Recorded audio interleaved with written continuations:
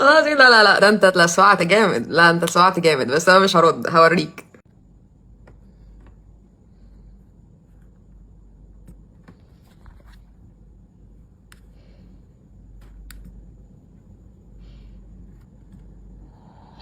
أنا عمر، بقالي حوالي 3 سنين في الأسواق المالية، وبالأخص يعني بتريد على البورصة المصرية.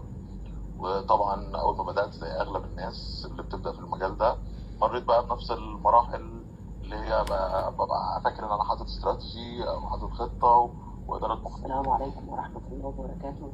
ازيك يا رانيا، وايه الأخبار الإسراء؟ حبيت أبعت الرسالة دي عشان أشكركم على المجهود الخرافي في الكورس. صباح الأربع أسابيع. فيدباك عن كورس اللي خدناه مع أستاذ رانيا. أنا بالنسبة لي الفيدباك بتاعي إن الكورس كان بالنسبة لي مفيد، عشان دي أول مرة يبقى في حاجة سيستم متكامل.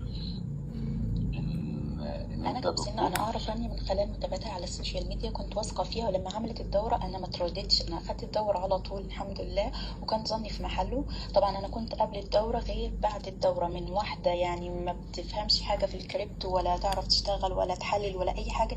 الواحده بتعمل بايدها، بتشتغل بايدها وتحلل وفاهمه يعني ايه كريبتو وتشتغل ازاي وتحلل ازاي. طبعا الجانب العملي ومتابعه رانيا واصرارها معانا الحمد لله كان ليه نتيجه عظيمه، مش مجرد دوره وخلاص. خصوصا الاونلي ميتنج اللي كان بعد كل اسبوع من التدريب، انك تكون مع المدرب بتاعك تتناقش معاه في الحاجات اللي انت مش فاهمها، ويعني حاجه جميله بصراحه، كان ليه دور رائع يعني، اكثر من رائع والله. والحمد لله يعني ان شاء الله القادم يكون افضل واعظم باذن الله. شكرا شكرا رانيا والله.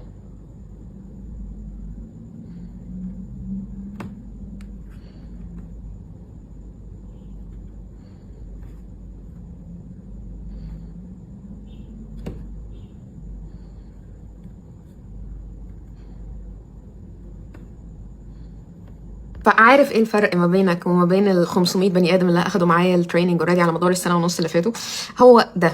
اوكي، يعني خلي بالك، انا في ناس كتير جت حجزت في البروجرامز بتاعتي، اوكي، وقسما بالله رجعت لهم الفلوس من اول سيشن، والله العظيم، عشان عندهم نفس العقليه بتاعتك. اوكي، العقليه السلبيه، العقليه بتاعت الجهل. اوكي، يعني الناس دي كلها اللي جت، اوكي، ممكن كان عندهم باك جراوند في التريدنج او ما عندهمش، او ناس مبتدئه خالص، بس على الناس عندها استعداد ان هي تتعلم، مش ناس فاشله. اوكي، ام سوري والله، بس انت هتفضل تتلسع على الاخر.